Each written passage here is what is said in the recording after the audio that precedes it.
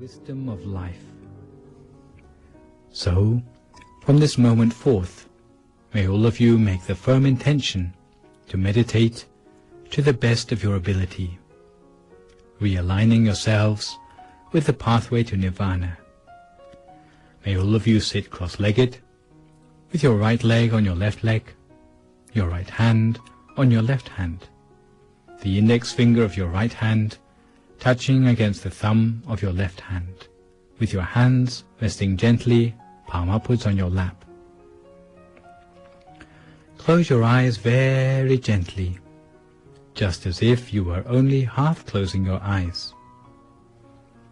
Similar to the way you may close your eyes just before going to sleep. Never squeeze your eyes closed, and make sure there's no pressure around your eyes. You'll have no tension around your eyes, and your body will be completely relaxed. And fill your mind with happiness and joy, so that your mind feels refreshed and pure, clear and bright, free of any sort of worries whatsoever. No matter what sort of worries might come through your mind, let go of them all completely. Forget about all the things of the world, allowing your mind to be completely still, and imagine that inside your body is free of any organs or tissues, any muscles or bones, as if inside your body is just an empty space, just like a hollow cavity inside yourself, rather like a crystal tube or a diamond tube. Today, as we meditate, we take the opportunity to revise some points of technique in meditation which will be particularly useful for anyone who feels that they are being held back in meditation by insufficient understanding. We have all been doing the 10 items of homework mentioned in the Dream Kindergarten every day, practicing regularly.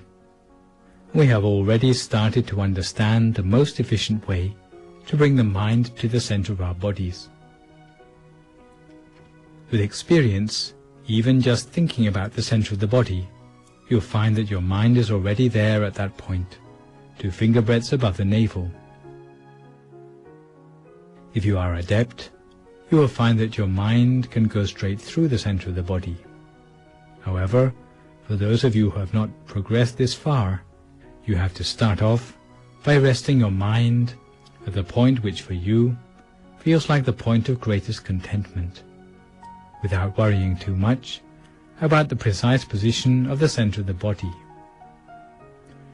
Put your mind at the point which feels most comfortable and easy for you, and you will find that the happiness from meditation will gradually become apparent to you.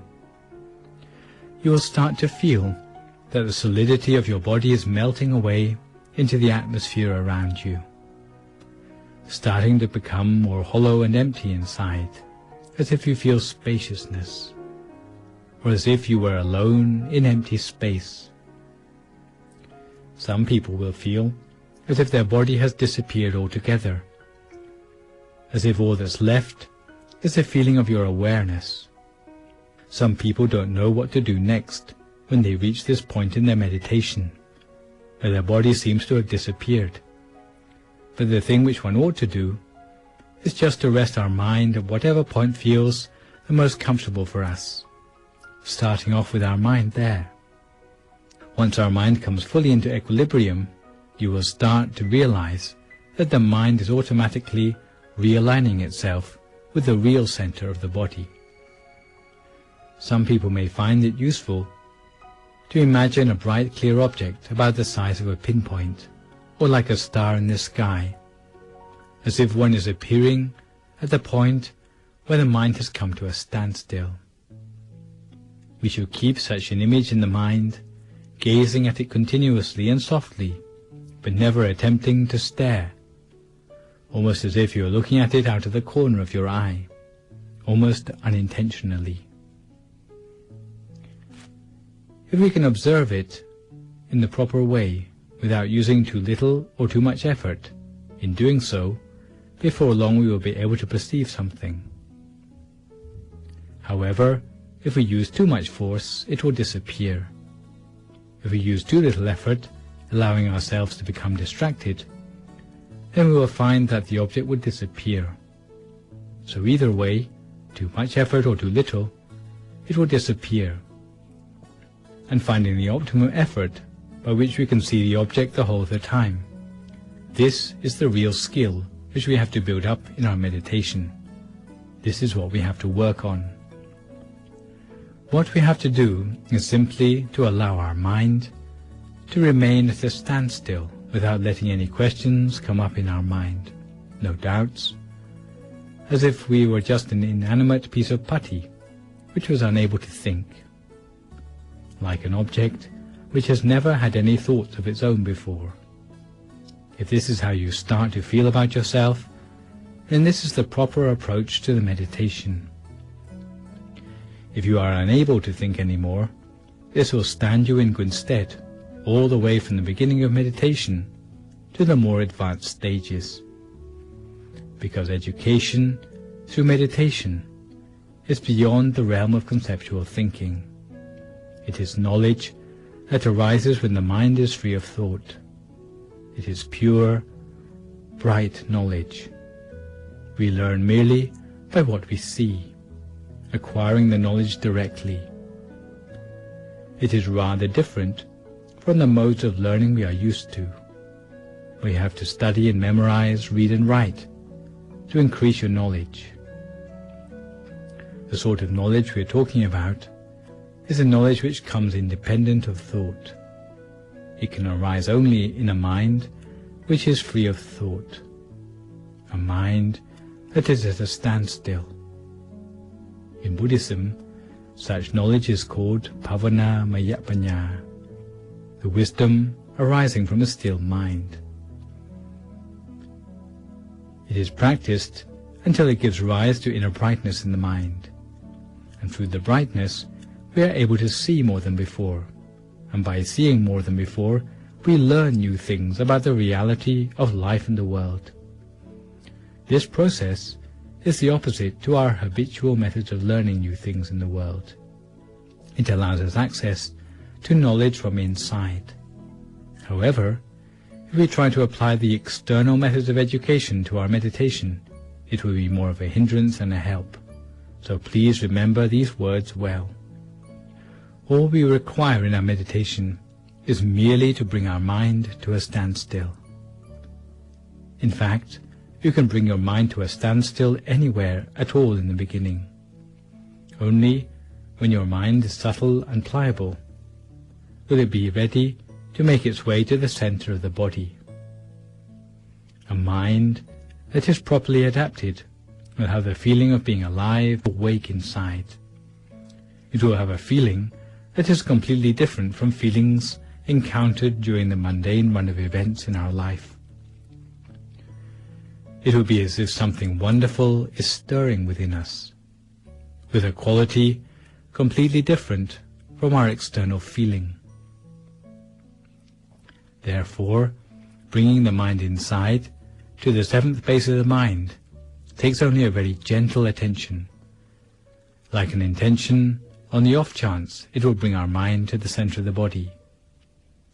Once our mind comes to a standstill, at this point of stillness in our center, it will remain still from that time onwards, gently, in stillness, at the center of the body. You have to make sure that you are always having a feeling of ease in your meditation. If you ever feel that you are putting up a struggle in your meditation or trying to force it, then that is not the proper method at all. This applies both to body and to mind. If you find a feeling of tension inside, you need to relax yourself further, particularly your nervous system and your muscles, before you continue with your meditation. Once your body is relaxed, your mind will relax as well. Your body will be completely relaxed and still. So we have to train our mind in this way, and at that point we will be able to see a bright, clear sphere inside ourselves.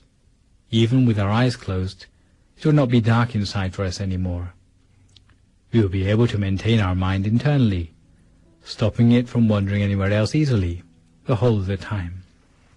Maintaining the mind in equilibrium at the center of the body, we will find that there is a feeling of expansion inside. With such a feeling of expansion, we will have a sense that we are being drawn inwards, as if we are being attracted through into a new dimension by a giant magnet deep inside us. At this point, some meditators may respond to the new experience with surprise or even fright, because it's something they have never encountered before. However, we must just comply with whatever is the nature of our mind. We have to just let such experiences be, rather than struggling against them or even reacting to them. We must remain impartial to the inner experience, allowing it to follow through by itself. We will see that the study of inner knowledge like this is all the outcome of placing our mind by the proper method at the center of the body. If you can do this before long, we will be able to manage the proper method wherever we are. But in the beginning, it is important that we have the confidence in our own ability to meditate. We have to believe that we are going to be able to make progress in our meditation. We have to believe that it's merely a question of having a proper understanding of the method. Thus, all it takes is to study the method properly, and you'll be able to make progress. Don't go doubting your potential to make progress in meditation. Some people tend to dwell on the bad deeds they've done in the past, thinking that they are at a disadvantage in meditation because of them. Others think they've had a clouded mind for the best part of their life, and it's going to be impossible to teach an old dog new tricks. Such thinking is not worthy of DMC viewers. If we lack confidence in ourselves, we can't expect to make a success of anything. The fact that even with our eyes shut, we can spoon food into our mouths or point directly to the tip of our nose should dispel any doubts we have about bringing the mind to the center of the body, because after all, we already know everything about the meditation technique you need to know. All the know-how necessary to achieve success in meditation has already been put at your disposal. Nothing has been kept back. You have to train yourself and devote yourself passionately to the practice of meditation in every spare moment you have, because this is the knowledge that is the most important knowledge in life.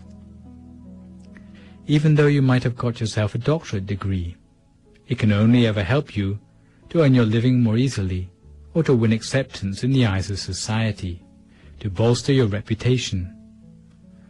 But once you come to the point where you're on your deathbed, even the best of academic knowledge will not help you to get a better place in your afterlife.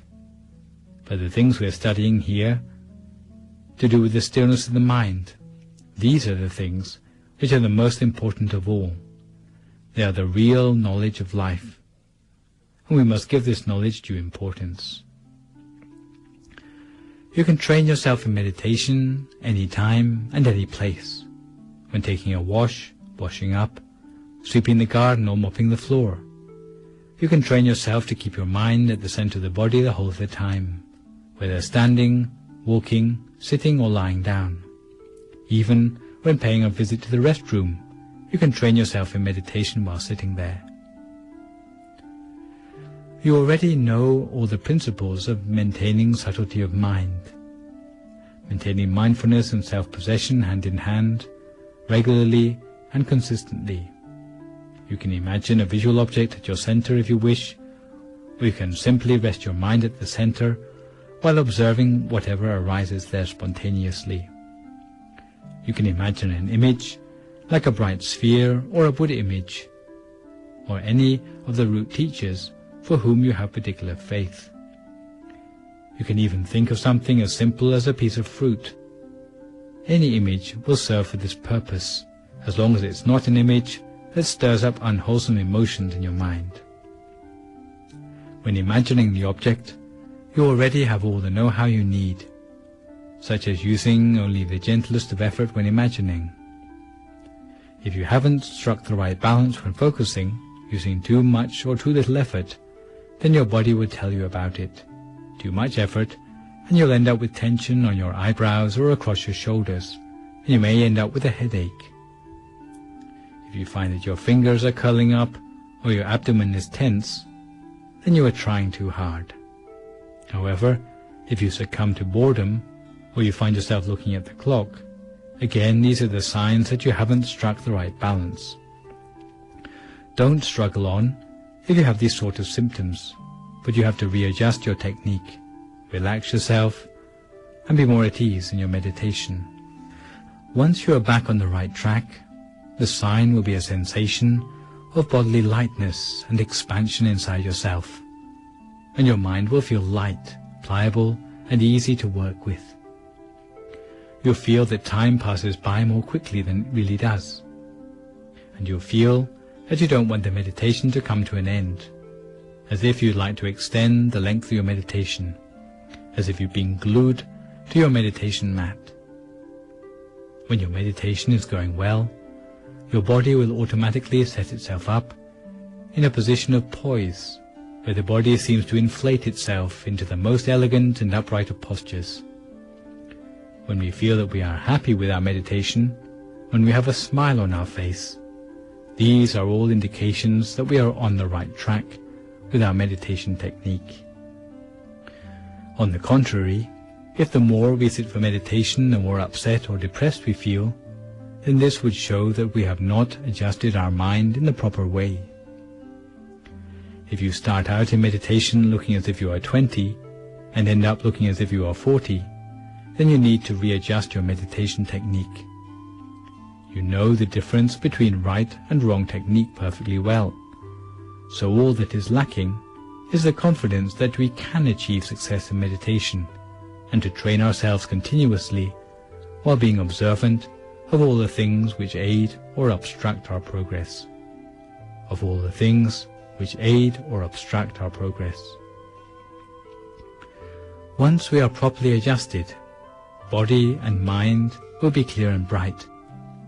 Simply putting our mind at the center of the body will cause the sphere there to expand, and we will fall through the center to find the next sphere inside. As the mind comes to a standstill at the center of that sphere, then there will be a new one, brighter and clearer than the last, appearing at the center. And before long, we will be able to attain the inner bodies and attain the body of enlightenment within ourselves, exactly according to the recipe for success discovered by the great abbot of Wat Phak Nam. Because all of these things are inside the body of every person, and that includes us too. We know the difference between right and wrong methodology. So therefore, we should train ourselves continuously, according to the proper way. Don't be lazy, and don't prevaricate about getting down to meditation in earnest. And when you feel your meditation is going well, don't give up immediately, but give it a little while longer than usual. Don't go thinking, today I've had a good meditation, but I'm in a rush to go to bed. I guess I'll be able to sit for meditation even better tomorrow. Never think like that, because the opportunity for meditation to go well happens only very rarely. All the effort we have invested in our meditation is made worthwhile by the days when our meditation goes well, so don't waste it. Don't go worrying about missing out on your beauty sleep, because we already spend a third of our lives asleep. One night of missed sleep won't harm you. So give due importance to the meditation. If your meditation is going well, you should continue with it. Your body will indicate by itself when it needs rest, and that will be the right time to sleep. You ought to go to bed because your body needs it, not because your mind is worried about the lack of sleep, or looking exhausted at work, or not being able to think through decisions clearly in the morning. Don't harbor such lazy temptations in your mind, because the opportunity of your mind to come into equilibrium is rarer in anyone's lifetime than winning first prize on the lottery. So if you find your meditation is going well, then know it's useful to continue for meditation longer than usual, and this will help you to go much further, because the results of making even a one-time breakthrough in your meditation will stay with you for the rest of your life. However, if you give up your meditation just as it's going well, even though you come back to the meditation at a later time, it may mean that you will never get those good experiences back again. It may take us many more years to get back to the same point in our meditation again. So we should cherish our meditation experiences, and rather than remembering the experience which we had on a particular day, we should try to remember the methodology we used to reach the experience on that day. Because there's a temptation to remember just the experiences while forgetting how we got there. So take care to remember all the advice and know-how mentioned today, because one day it will allow you to attain the triple gem inside yourself, and you will literally be able to have the triple gem as your refuge all your life, with happiness from the moment you attain it, leading you to the fortunate realms after your death, allowing you to study about the reality of life and the world. And when you come to do meritorious deeds, even though the amount of the meritorious deeds may be small, the amount of merit we gain will be large. It will allow our mind to be radiant the whole of the time. There are countless things which we can attain if we reach the triple gem inside ourselves. So anyone who is sleepy, fatigued or tense in their meditation should allow themselves to fall asleep at the center as they sit, and continue with the meditation when they wake up. Anyone who has aches and pains should change posture. If your stream of thoughts is never ending, open your eyes and close them again. May all of you be fulfilled in your wish to attain the triple gem inside yourself. Now, each their own meditation for a few more moments in silence until we come to the appropriate time.